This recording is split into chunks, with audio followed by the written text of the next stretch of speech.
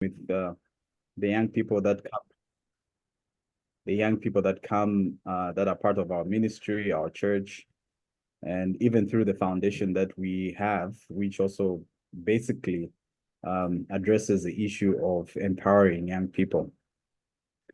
So in a nutshell, I think what's important to know is that I'm a pastor and I've been in ministry for over 20 years. So that's about it. Thank you so much, Siseho. And we are very happy to have you. And we can't wait to hear what you have to share with us today, you and John. And so, having said that, I'd like to ask Siseho to go first and tell us. Yeah, I think he has. Yeah, we are very eager to hear what you have to say to us today. So please go ahead and yeah, the stage is yours. Thank you so much, Patience. Again, the topic that we were given was empowering youth as agents of change in Africa. I'm very cognizant of the fact that we are working with a limited time. And I'm also cognizant of the fact that I am a pastor. So pastors tend to take long when they're talking. So I had to write my notes down so that I don't consume too much of your time. Let me start off with a passage of scripture from Hebrews that says, chapter 13, says, remember your leaders who spoke the word of God to you. Consider the outcome of their way of life and imitate their faith. Jesus Christ is the same yesterday, today, and forevermore. I have known this passage and I've quoted it before. In fact, most of the times when people quote this passage of scripture, they tend to quote the latter part.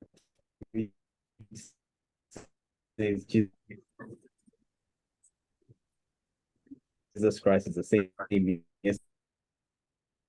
yesterday, today, and forever. However, the full context of it is it talks about consider the outcome of their faith, their way of life, and imitating their faith as well. Today, there are many churches, more Christian organizations, and many mission organizations that are existing, all of which present a very crying need for leadership. We need to raise men, we need to raise women whose lives imitate those that are in leadership, or imitate those that are worth or worthy of their name being called a leader. So we're talking about empowering youths as agents of change in Africa. And I see this as a very crucial thing for the continent and the development and the progress of our dear continent. The youth population in Africa is very big, it's large. Unlike in Europe and some other countries, or rather continents, we tend to have more youths in our continent. And so I think it's incumbent upon us as leaders to harness their potential and provide for them the necessary tools and opportunities they can contribute significantly to the social, to the economical, and to the political transformation of the continent. Let me suggest a couple of ways that we can empower the African youth as agents of change. So I have my screen that I'm supposed to be sharing. I don't know if it's going to work. So the first one, I hope this is going to work, education and skills development. By this, we mean we need to enhance access to quality education and vocational training programs that can equip young people with relevant skills for the job market. Number two, youth entrepreneurship. We need to promote entrepreneurship among African youth by creating an enabling environment for startups and small businesses, provide mentorship programs, access to capital, and business development, support to encourage young people to create their own employment opportunities. Number 3, civic engagement and leadership. If we are going to empower the youth and make them agents of change, we need to consider them in the area of civic engagement and leadership. By this, we mean encourage active participation of the young people in decision-making processes at local, national, and continental level. We need to create a platform for the youth to have a voice, to be heard, and to empower them to take leadership roles in their communities. This can include youth councils, communities, development projects, and youth-led initiatives. Number 4, access to information and technologies. This is something that is current and modern for a lot of young people. Bridging the digital divide by increasing access to information and technology infrastructure. This can involve expanding internet connectivity. Thank God for people like Elon Musk. I think through his Starlink, he's trying, well, at least speaking from my country, Zambia, where the president met with Elon, and he offered to extend and minimize the charges of connectivity of internet in the rural areas. So this will be a start. So we need to bridge the digital divide by increasing access to information and technology infrastructure. Number 5, mentorship and networking.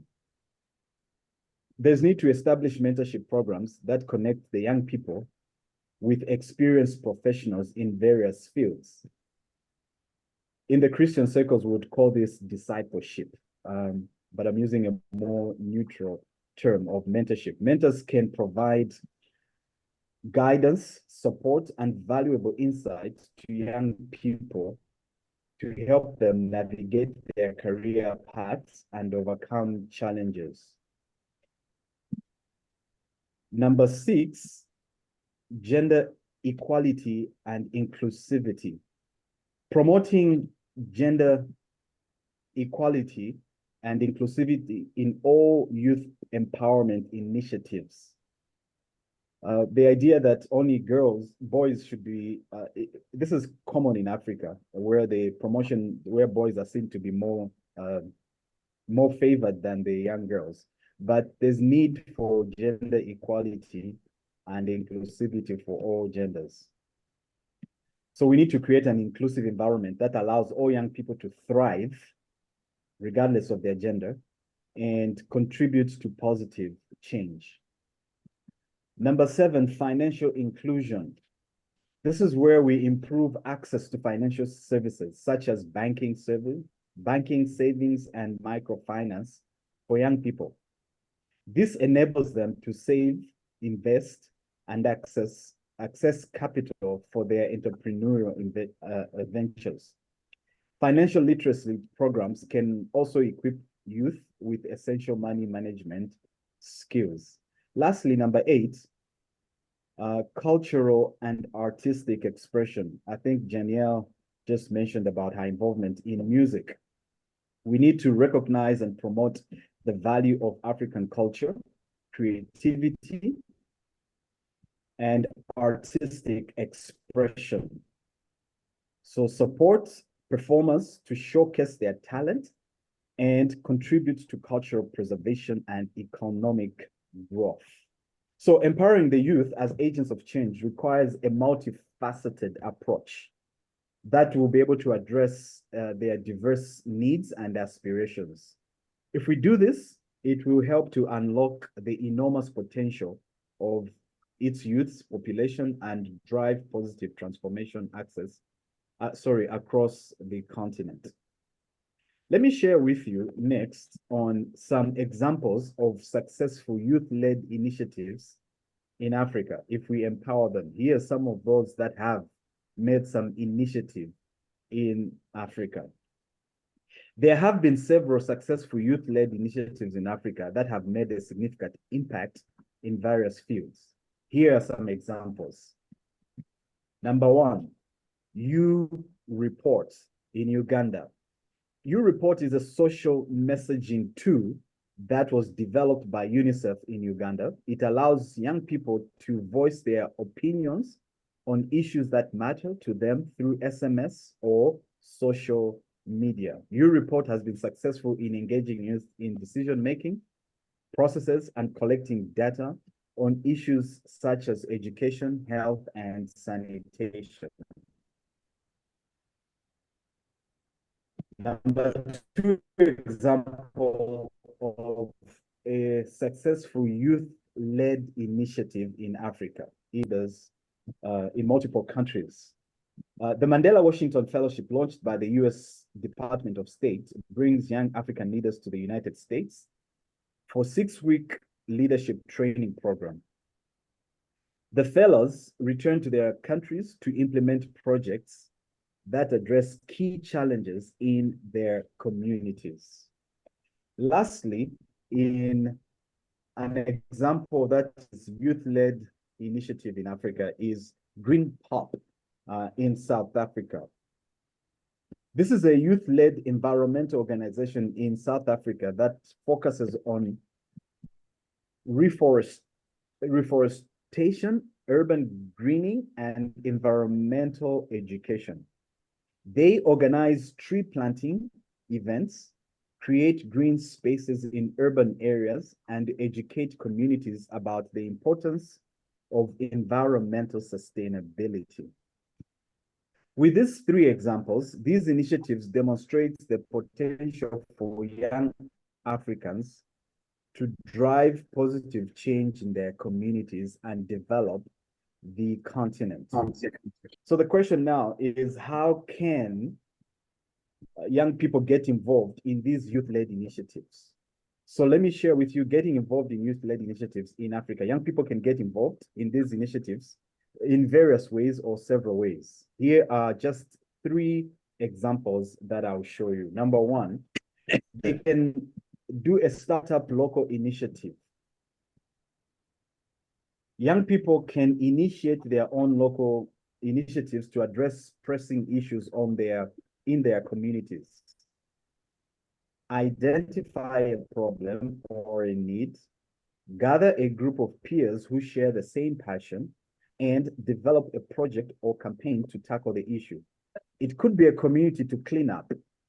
For example, just a couple of weeks ago here in my country, we delayed in opening or in schools opening because of a cholera epidemic. There was an outbreak of cholera.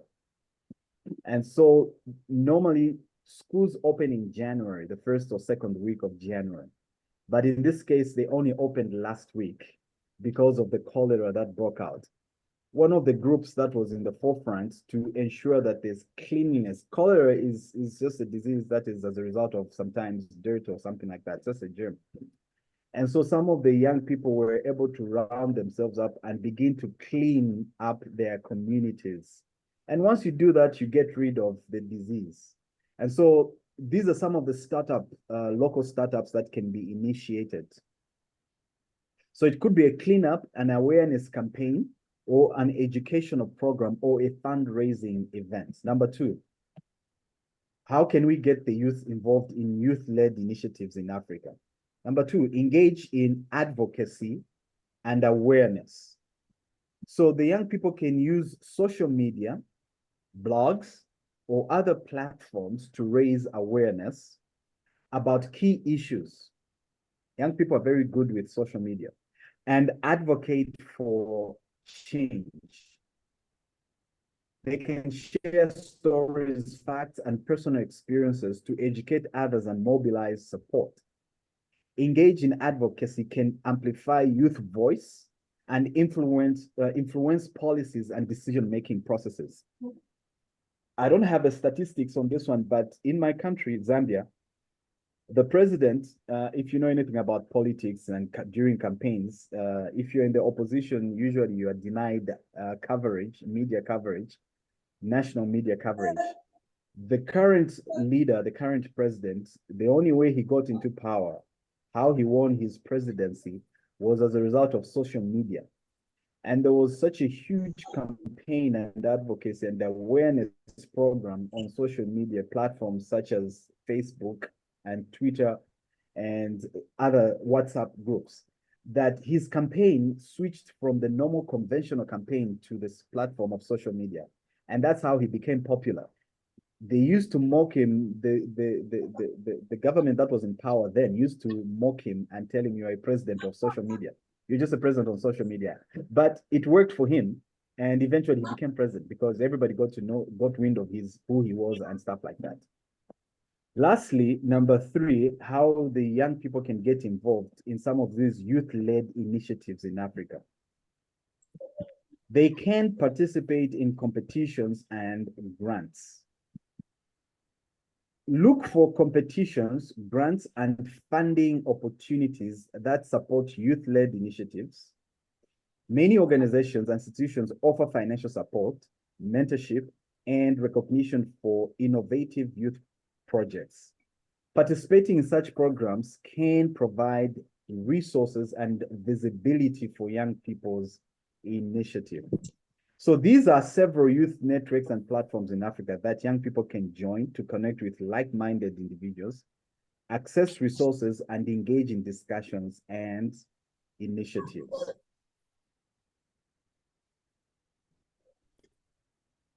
Let me move on. I'm trying to press as quickly as possible because of time. Let me share with you some examples of youth networking and platforms that they can join, the platforms that are there and existing that the young people can join. Number 1, Africa Youth SDGs Summit, or AYSDGS. This is a platform that brings together young Africans to discuss and take action on the United Nations Sustainable Development Goals. It organizes annual summits, workshops, campaigns that empower youth to contribute to sustainable development in Africa.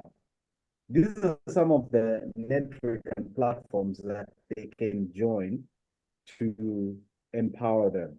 Number 2, YALI Network, or Young African Leaders Initiative. The YALI Network is an initiative of the US State Department that provides online courses, mentorship, and networking opportunities for young African leaders. It offers resources and support in areas such as entrepreneurship, civic leadership, and public management. Number 3, Africa Youth Leadership Network. This is a Pan-African network that aims to promote youth leadership, entrepreneurship, and social change. It offers platforms for young leaders to connect, share ideas, and collaborate on initiatives that address challenges in their communities. Number 4, Youth Hub Africa. Youth Hub Africa is an online platform that connects African youth, providing access to resources, opportunities, and mentorship. It offers a space for young people to showcase their work, collaborate on projects, and engage in discussions on various topics. Lastly, another example of a network platform that young people can join to empower them, number 5, is African Youth Initiative on Climate Change. This is not supposed to be an agenda led by only the Western world, but even young people, there's a platform that they can join and be part of it. This is a youth-led organization that focuses on addressing climate change and promoting sustainable development in Africa. It organizes conferences, projects, and campaigns that raise awareness and mobilize youth action on climate issues. That said, let me end on a biblical note. I guess you may begin to wonder, is he truly a pastor we asked to come and speak? Here, let me propose to you some strategic steps to mentor the youths in our continent from a biblical perspective. Number one, biblical leadership. We need to create a platform where we teach a biblical understanding of leadership by showing how God develops leaders. Because God desires excellence in his leaders, we need to develop a high level of commitment to spiritual growth. Therefore, we invest in our leaders by supplying the best quality original materials. Number two, youth ministry. Another strategic step to mentor youths. One, biblical leadership. Number two, youth ministry. The training raises up the next generation for Christ. Youth ministry training teaches practical skills for young people who are called to youth ministry. Young people learn materials that has biblical accuracy and cultural relevance. Therefore, we give these young people the tools they need to impact their peers for Christ. Lastly, number three, strategic step to mentor the young people is the women's spiritual leadership. This is where we teach women's spiritual leadership through Bible studies. These studies focus on the women in the Bible and how God worked through them. Now, these are things that I've done from my perspective in my church with the young people that I work with. I do a lot of biblical leadership, youth ministry, and women's spiritual leadership training. I end my presentation on this note. Over to you, Patience. Thank you. Thank you so much, Siseho, for that very articulate and comprehensive presentation. I've been taking notes and I've filled almost 3 pages, and I'm happy that we get to record and we can read. We can read. I've stopped hearing you. So. Hello, can you hear me? Can you hear me? Yes, Patience, go ahead. No, I can't hear you. Oh, sorry, Siseho, because I think the others can hear me. So I was just saying thank you so much for that wonderful presentation. I'm going to invite Jan to pick up from there. And in case you have any question or comment or concern, please post it in the chat room. At the end of Jan's presentation, we'll have a time for question and answer. So Jan, please take over. Thank you, Siseho. Please stay on so that in case there are people with questions, they can ask you. Thank you. Yeah, can you hear me well? Yes, yeah. We can hear you very well. Hello? We can hear you very well, Jan. You can hear me? Okay, great. Yeah, so thank you. Okay, excellent. Yeah, tell me if my screen share is fine and I'll proceed. You can see it? Yes, it's fine. Okay, great. So thank you so much for passing it on to me. I will also be brief and I would love to have a bit more discussion. So people who are on the call now, yeah, feel free to type in the chat box as we get into this next section. So talking about empowering youth to be agents of change, of course, that is really broad. And the question is, what kind of change are we looking at? Because the world is full of ideas, controversies, and all kinds of things going on these days. And you see forces of darkness also, pushing for a lot of crazy change going on in the world. So of course, for us, we're talking about Christian ministries and organizations and people in ministry, how can we be part of empowering youth for change in their communities and in their world, particularly in IDE. We'll be discussing these key points, and going on from what Siseho shared, we'll be discussing what are some of the common obstacles facing the youth today, and particularly maybe in our context, but feel free, whatever context that you're from, if you're not in the African context, you could also feel free to put it in the chat box and share. What are some of the challenges that you see where you're at? And would love to hear from each other and discuss, what are some of the ways that we can overcome some of these obstacles that are common to, all of the countries that we're in. And finally, what are some of the ways that we can open doors and opportunity to global issues and initiatives?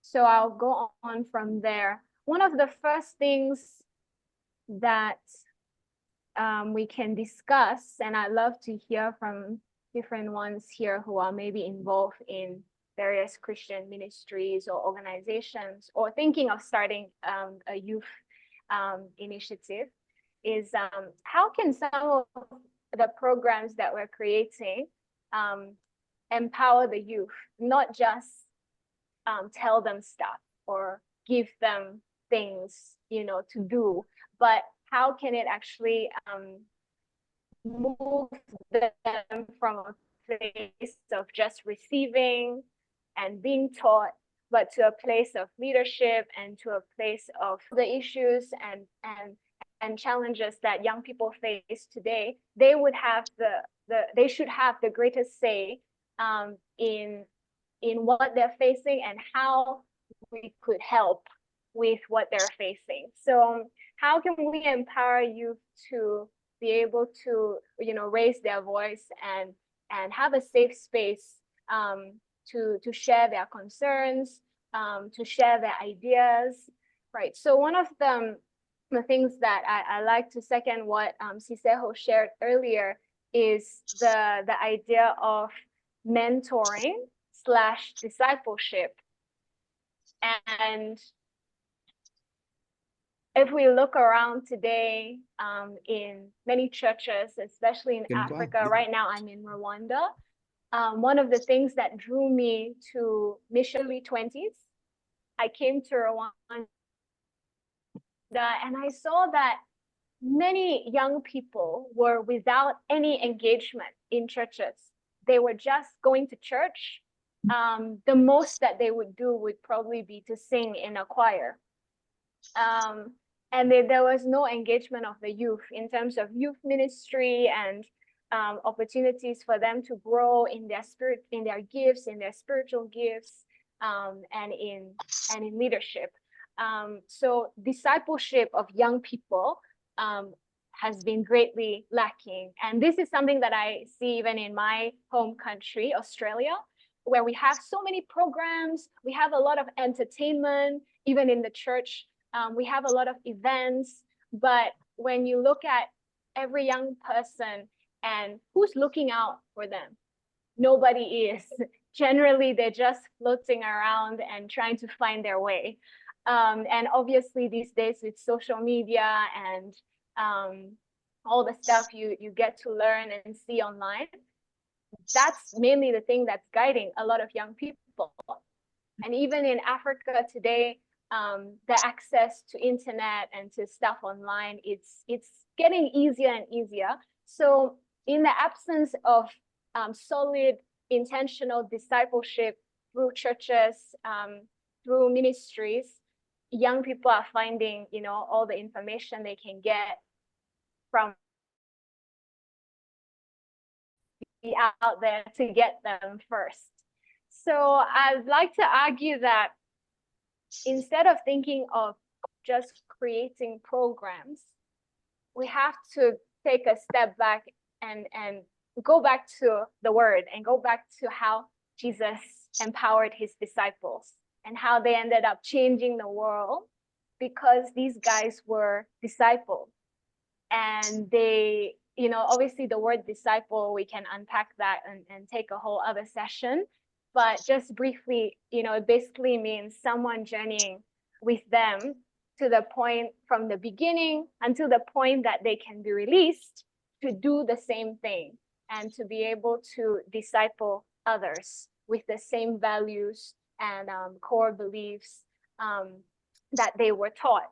And so that's one of the key things, you know, that came to my mind and that I see is lacking. So as we think about the programs that we're doing, either it could be a school program, it could be a reconciliation program, it could be a music program. How much of our programs are actually, you know, nurturing young people to feel like they can take an initiative, they have a voice, to nurture them in having the confidence to bring change where they're at. How much of what we're doing is doing that? And how much of what we're doing is following the biblical example of Christ? The thing that was really strong in my thoughts as I prepared this section. I'd love to hear from people in the chat if they have any thoughts on this key question here. How can Christian ministries or organizations create programs that empower the youth? If you have any thoughts, you can put them in the chat box. And one of the things that I strongly, you know, see that young people need is to know their identity. Before they go out and start things or do things, they need to know who they are and what they're going to stand for. I've seen a lot, you know, of new initiatives and organizations starting up. And a lot of them is because they're looking for funding from certain places. And they start something because they want the funding, or they do things because they know that the funding will be given to them if they do things a certain way. So that's really a dangerous pattern that we see here, where people are doing things because they're going to get money for it, but not because they actually believe in what they're doing or because they actually have any kind of conviction about it. So a huge thing for young people is to be able to create programs that will guide them in discovering their identity.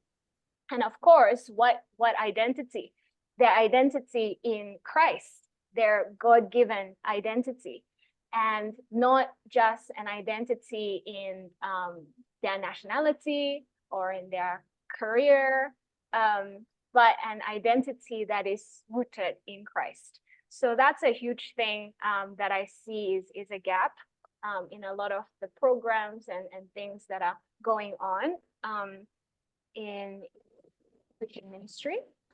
Another thing is I see a gap in young people being able to discover their purpose and being able to discover their passions.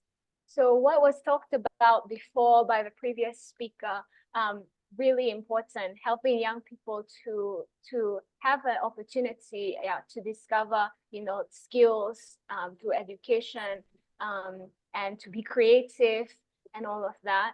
So a huge thing would be, how can we connect programs and stuff like that? How can we connect that somehow with helping them discover their purpose? And of course, purpose from who, from what? Purpose that is God-given. And that is a huge thing that I myself, in my journey of, you know, discovering my career and discovering what I will do with my life, a huge part of that was getting a chance to discover my purpose and to marry that with the passions and the giftings that God has given me. Once I had an idea of that, then I knew the direction of what I should equip myself in. And so that long journey begins, I feel, with these very, you know, deep things that young people should have a safe place to discover. with the help of mentors, with the help of spiritual leaders, and even their family.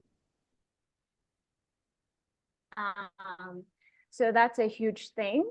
So identity in Christ and being able to discover their purpose and passions. So that's in regards to what kind of programs do we want to create, and what do we want to focus on when we have those programs?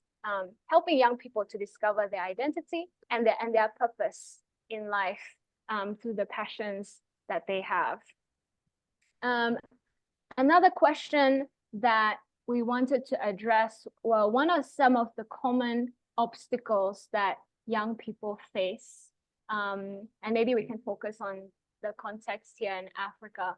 What are some of the common obstacles that young people face to having a voice, to starting their own initiatives, to being agents of change, and how do we overcome them? I'd love for people to type in the chat. If Patience, you can, because I can't see that side of the screen. Yeah, if people could type in just, thoughts and affinities. I'll wait a minute for that. Yeah. Sure. If you'd like, if you have an idea, what are some of the common obstacles that we face when it comes to empowering young people? Please feel free to type in the chat room.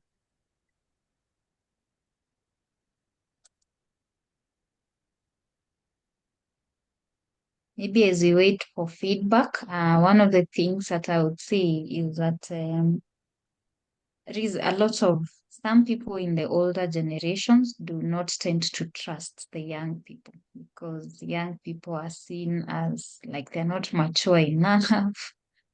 Yeah, so I'd say that, and they look like they do not have enough experience, and they do not have the wisdom that is required perhaps to run programs or something like that. So I would say that is, especially in Africa, that is one of the challenges that we face.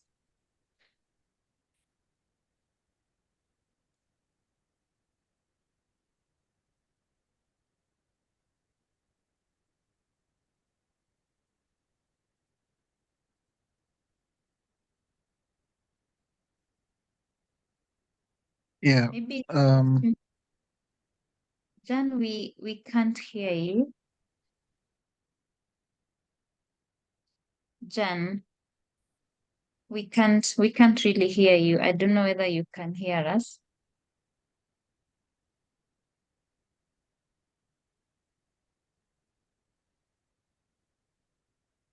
JK had something to say. JK, you're saying something. yes, I was saying, even in that, just expanding on the issue of trust, there is also the idea of, I think the young people over time in Africa, you find, if we are talking about empowering, you find the same generation that has been using the young people in matters when it comes to war and causing violence and spilling blood. These are the same people that want to come and to bring about saying that we want to empower you now. And you see, these are the same people that came with war and all this, and they told you we're empowering you so that you can have a voice.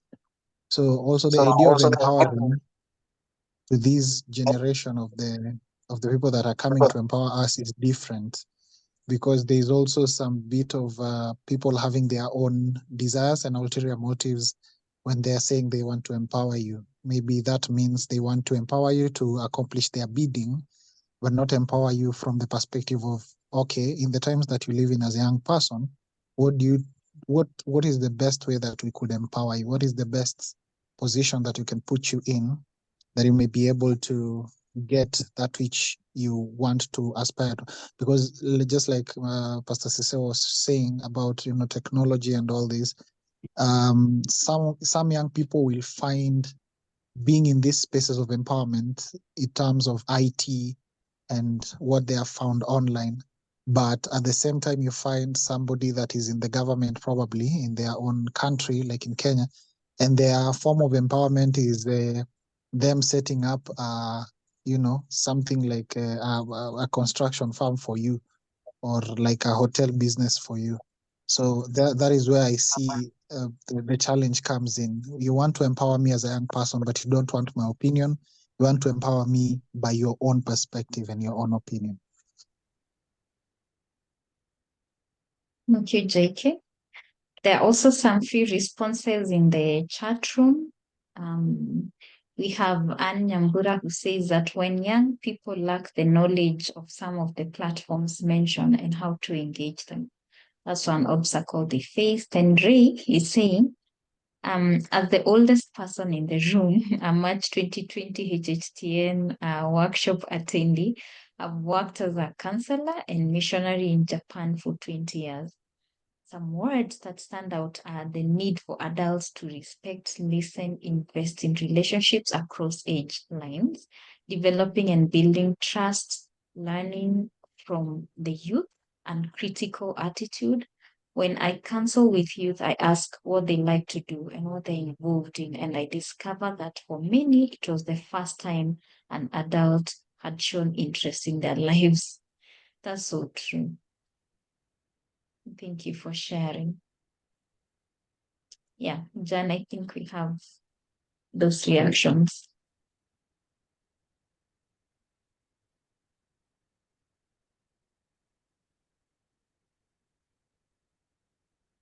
So we lost Jan. Jan? Yes, can you hear me? Yes, we can hear you. Yes, we can hear you. Yes. Yeah. Here we can't hear you now. Yeah.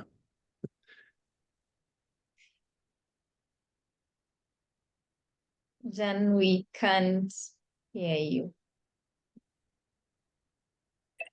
Okay, I'm gonna use my phone. Yep. Yeah. So Hmm. No. Lost you again, Jan. Jan. Oh my God. We lost her. Uh, Jan, we can't hear you.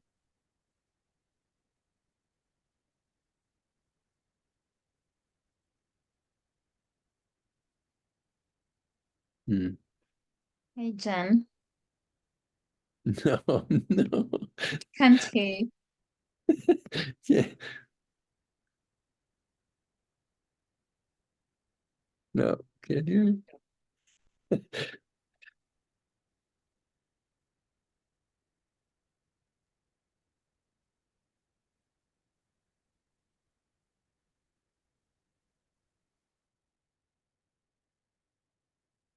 No.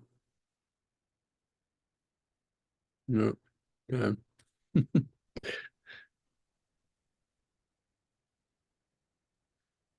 Then probably you need to take off the earphones or change your microphone because we can't hear you.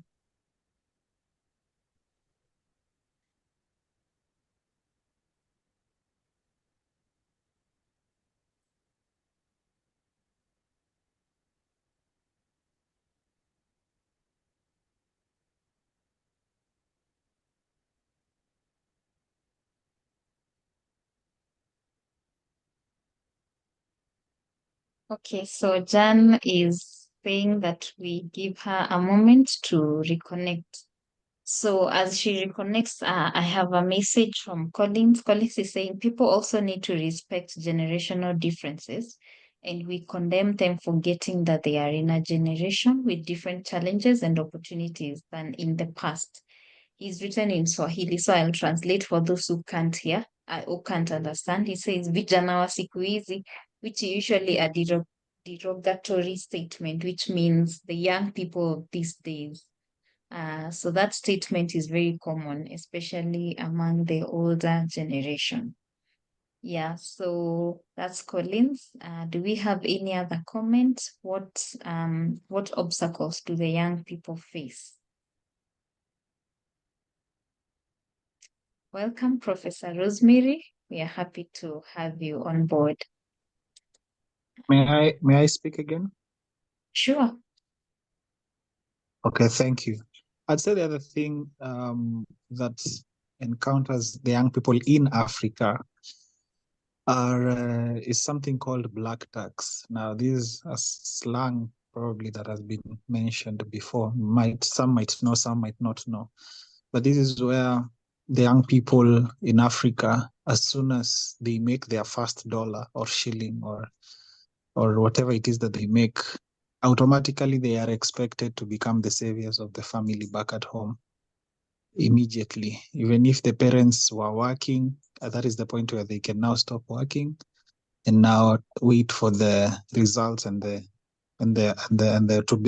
to take the fruits of their labor. That is what they usually say. So you find that this young person probably is at a point where they're trying to build themselves, even if not building. As a young person, I believe this is the time where young people, try a few things. Some might work, some might not work. But when the one thing that they put their hands on is the only thing that they can only do, because they are afraid if they try something else and they fail an entire generation. So I feel that also is a very big hindrance and obstacle. Thank you, JK. Very engaging conversations. So we have Janelle. I think Jan, you Can you hear me now? Yes, now we Yes. can hear you very well. Okay, excellent. Sorry about that. So I was saying before, I don't know if you caught what I said, that a lot of obviously organizations and programs, they focus on imposing their mission and their programs on the young people without really giving them a chance to be partners in it and to have a say. So having the room for, creativity, feedback, exploration, that's some of the things that young people are missing. They're usually not, given the safe place. And I think that's very important, that they feel like people are not looking down on them or talking down at them, but a space where they feel like their voice is essential to what happens next. A safe place where they feel like their comments and their feedback, their ideas will not be judged or shut down. And even if young people are going off and they're having crazy ideas that are really bad, like the approach towards that, how do we approach young people in meaningful conversation to guide them, on the right way, rather than just shutting them down or, rejecting what they're sharing, or just saying that, oh, you guys, you're a new generation. It's not the right way, it's not the best way. How can we foster that space that is nurturing, that gives them a chance to voice, but at the same time gives leaders or the older generation to a chance to be able to speak into their lives in a constructive way. So that's something that could be an obstacle in many of these spaces. Another thing someone mentioned, yep, Collins, Steffi, yep, there's a problem that the youth and leaders need to address: lack of initiative. They want ready-made stuff as opposed to working hard towards it. This makes the victimization huge because the whole youth generation gets judged for this. Steffi, if you are able to speak, would you like to elaborate on that?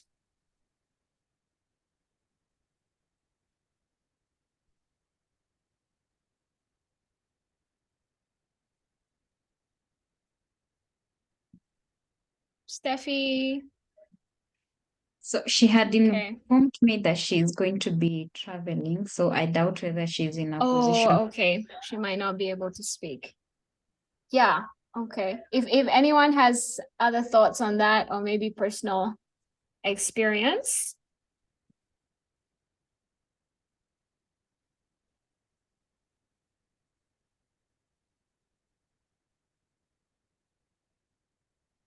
Okay. We can move with other thoughts. Another thing that I would say I had on my list of obstacles is there are certain topics that have been kept taboo, or certain issues that young people feel like they can never really ask their leaders about or touch on, and that really limits, you know, the scope of the conversation about what young people are really facing, what are some of the challenges that they're dealing with. So once again, it's about having a safe space. But if certain things are always like, oh, the no-go zone, like we can't talk about that, then we'll never really be able to empower them or help them to navigate real issues and understand like where they're at and where they're coming from and what they're actually facing. Yeah, so that's a thought that I had as well. Anne had a comment. A small group of young people who are aware of leadership empowerment platform. And are you able to elaborate on that? Not catching your thought there. Thank you.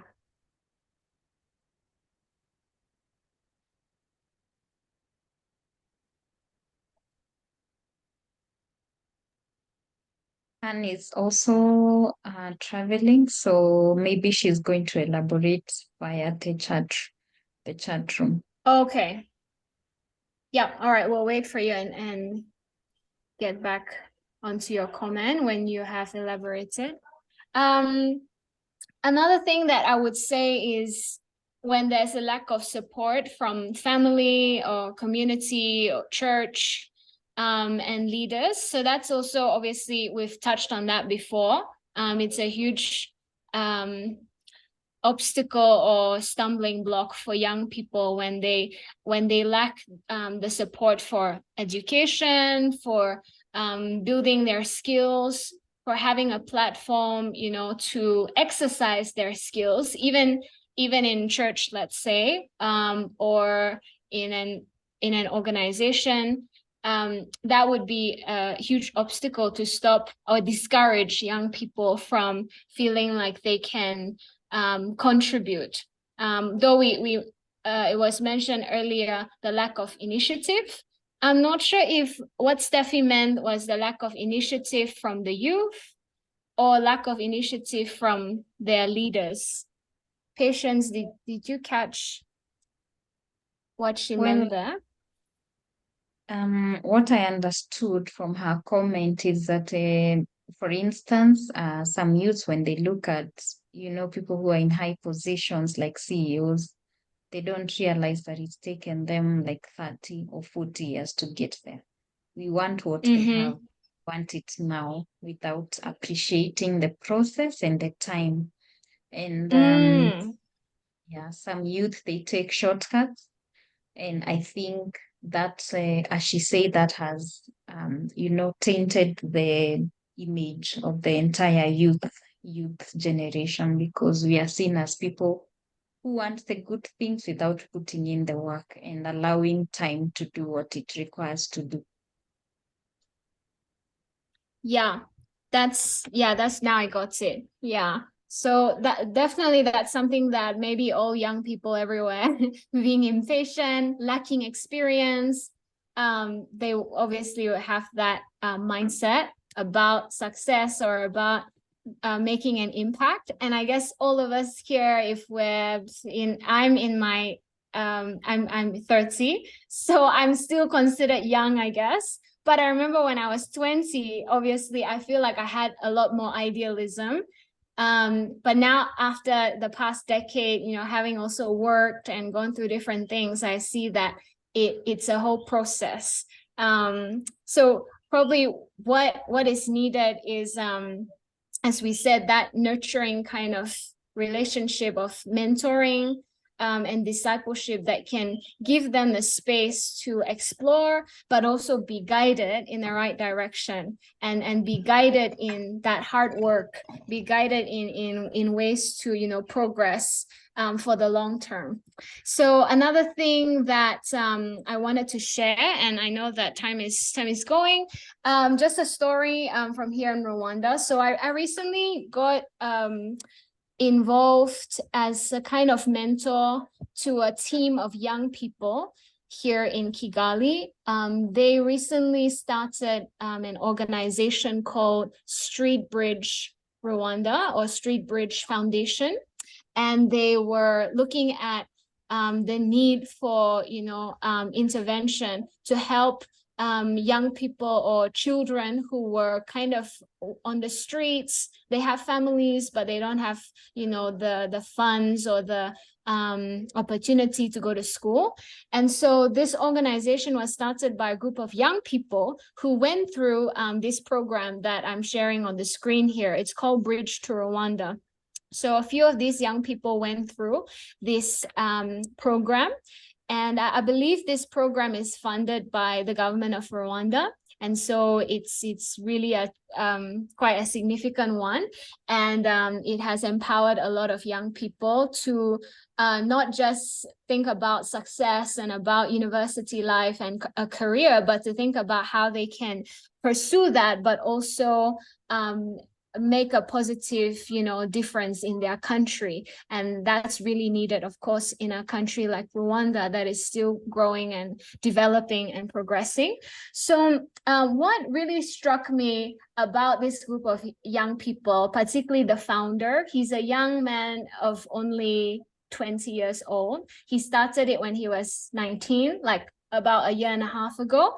And this young man actually got a scholarship through this Bridge to Rwanda program to Yale University in the US. And he was to go to the university last year, but he decided to defer it because he started this grassroots organization, and he's going to go later this year.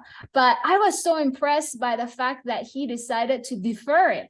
I mean, how many African youth would have such an opportunity, work so hard for it, by the way, to get that scholarship, and then defer it because he started something in his own country that he feels is so important and is making a difference, so much so that he's willing to hold that opportunity of going to the US. And so I got the chance to get to know him and his team and encourage them and just speak some words of life and guidance to them.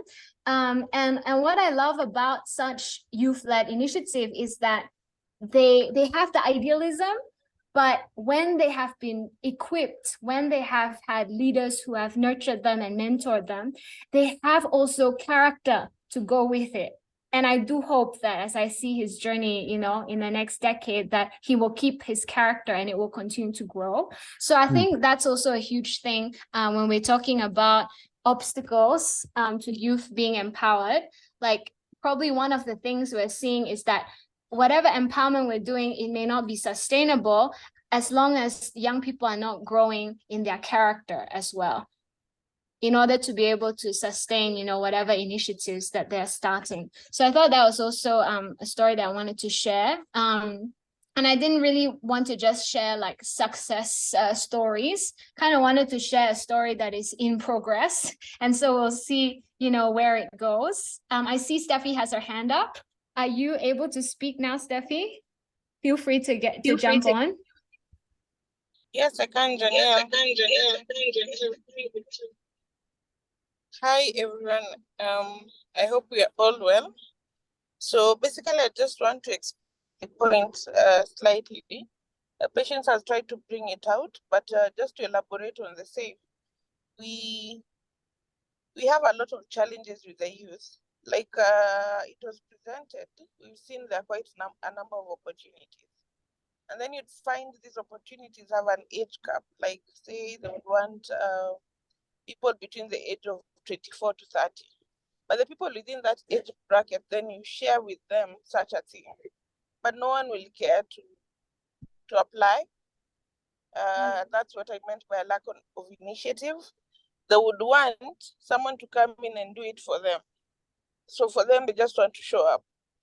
That's one aspect of it. And you see that lack of initiative, you find that some of these opportunities would bypass them and not even have attendees in maximum capacity simply because someone somewhere did not take the initiative to even apply or basically go the extra mile to take advantage of them. Then, like JK mentioned, as he was doing his comments, he said something about the leaders. So with their leaders, most of them are a bit selfish. So someone would become a youth leader, but because of their own vested interests. So this will then mislead these youths thinking they're coming to help us, but in the real sense, they're helping themselves. And you see, it only takes someone who's sharp enough to notice and say, we're being misled and this is not the direction we're supposed to go. So basically what needs to be done as an intervention, we need to have more consultative forums to the youth. Just try to enlighten them because some of them it's ignorance or lack of information. So we really need to have outreach programs and try and see how we can empower the youth within our society. Any youth that you have a reach to, maybe just try and make an impact on them and show them, like what you've just been talking about throughout this session, the positives of them being in such programs and how they can be able to empower themselves and even grow. That is one of the major challenges the youths are facing. And unfortunately, most of them end up stuck in the bedrooms, probably watching something on TikTok and not doing anything that is meaningful in their lives.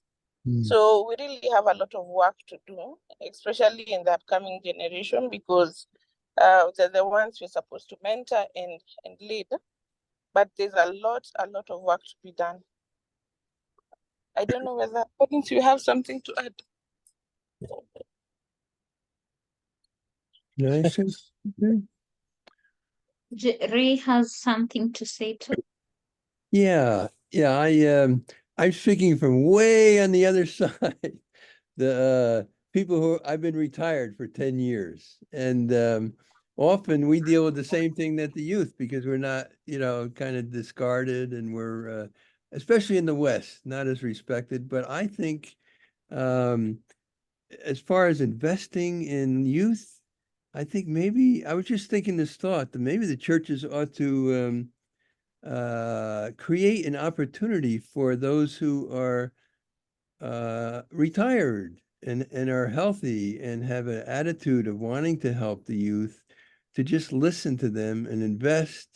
It takes time to develop a trusting relationship, and we have time. That's one thing we have. And just to the life experience and the wisdom that I've developed over the years is amazing. When I was in 20s and 30s, when I went to Japan as a missionary, I had all the answers for everybody. And nobody was listening really. But that just the importance of relationship is so deep here, and uncritical, trusting, listening relationship is so important. And that's what discipleship, I think, is all about. Jesus invested his life in those 12 disciples. So that's just my humble opinion. Thank you, Ray. Thank you, Ray. Yeah, I think it's really amazing that you mentioned that. One of my last points about, how do we open doors, connecting the young people with current issues and opportunities, I think is to have leadership pathways whereby you have mentoring opportunities from, a variety of people. And as you said, yourself being retired, you have a lifetime of experiences, and young people actually, they are craving for that. They are craving for mentor figures, father figures, mother figures, and especially here we find a lot of young people, they don't have that. And so even like online connections, that would be really cool. And I've been part of some of that. So mentoring connections online with people from another corner of the world, that's also really cool. For some of the young people here, they can benefit from that, having a different, perspective from someone who lives in a different corner of the world. Yeah, so thank you for sharing that. Any other final thoughts from, I think Collins, you're still on here. Steffi mentioned that you might have something to share.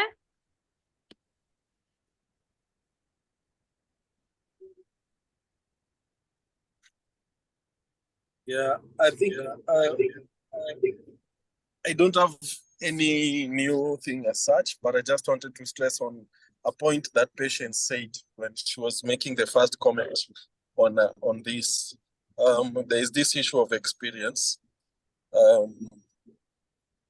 Right now, if you look at most job opportunities that are out there for young people, they will want experience in some way or the other. And not just job opportunities, everything usually wants experience. There is need for experience before you're engaged in any place. But at the same time, I've also seen people take initiative and push themselves, even with the requirement for experience. There are people who still appreciate what young people bring to the table. And experience is not supposed to be a deterrence for people to push themselves to greater opportunities. So I think we need to encourage young people not to wait, because there is word that, like here in Africa especially, there are no jobs. Most of them are just comfortable to stay at home, and like Steffi said, unless you apply jobs for them, they rarely do. We are living in times where most of us do not thrive in areas that we went to school for. And the places that we probably are working in, or the things that we're engaged in, most of them are as a result of us us pushing ourselves to things that we are not, to grounds that are not familiar. And if we do not encourage young people to explore this much, because some of them are fixated still in only an educational path that may make them lack on opportunities. So like it was presented in the first presentation, you realize that most of these summits and these opportunities that are available internationally, you can only get them if you push yourself to trying to search. And people think that it's all about connections. Sometimes we need to encourage the young people to really take up the opportunities and push themselves, and not to wait for godfathers or people who are going to enable the success for them. So yeah, for me, I am really critical on the critically looking at the challenge of experience and really how to curb it. Thank you. Thank you, Collins. Yeah, I hear that. As a teacher, I've seen, students who are really taking the initiative, who ask questions, they're willing to go the extra mile. Then I've also obviously seen students, and they're usually the majority, who don't really want to do much, and they just want to receive, and they're happy to just come and go. And so I think, after all, Jesus chose 12, and he had to choose them.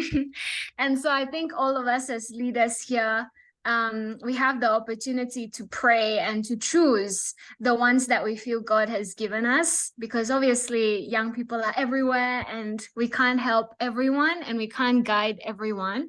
And I think also finding, if you're a mentor, finding young people who kind of want to be like you, who want to learn from you because they are also interested in going in the same direction. That probably be one of the ways to be very impactful to a young person, sharing our experiences with them in the field that we're in. But not only that, as you said, like giving them room to explore and to be able to share that you yourself had to figure out different ways to do you know, the same thing in your field, but to do it different ways and to combine things, combine ideas. And I think like in a generation we're in, that's what they need in order to thrive and be useful, and be used of God wherever they may be. A huge obstacle as well, I think, as a teacher, is our education system is usually very limiting for the young people. Imagine being 12 years in an education system that doesn't really help you think about what you're good at, what you really enjoy doing, and what you could do in this world, to serve others and to be useful in the world. So I think that's also actually a very real obstacle that young people face, because they're in school day in, day out, and that's mostly where they spend their time. And it can be most of the time quite limiting. And so, yeah, I'm encouraged by the stuff you guys have shared, the challenges, but also the hope that we can be mentors, whatever stage of life we're in. Yeah, we can be a guiding light to some of these young people who are interested in taking the initiative. Yeah. I'll pass it back to you, Patience. Thank you. Wow, thank you so much, Jan and Siseho, for that very eye-opening and engaging presentation. As the time is really not on our side, but if you have any burning issue or burning question, you can please raise your hand, something that you really must say. You can raise your hand, and then Siseho, since, yeah, he's with us. I think he was having some network issues, but he's back with us. So in the meantime, if there's no question or comment or concern, I just wanted to appreciate all of you for joining and for staying. It has been a good space to talk about, to have this conversation, what is ailing us, the young people, and what we can do about it. So perhaps the next generation, the next time we need to have more people of Ray's generation who can listen to the young people as they share these issues that we have to deal with every day. So let's continue to encourage one another and to build each other up, not just in our journey of salvation, but also in our desire to impact our generation as well. And having said that, I just want to, I don't see any question or comment or any hand that is up. Yeah, so Ray has posted something. He has said, I'm impressed with the thoughts that have been expressed here. I think the West can learn from Africa, especially emphasizing community and the importance of relationships and not just obtaining knowledge. Yeah. Thank you so much, Ray. So God bless all of you.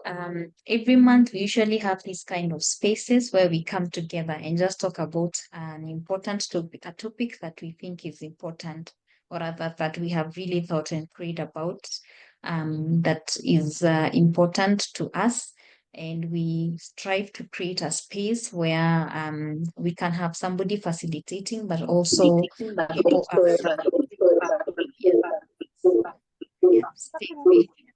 yeah, so people can be able to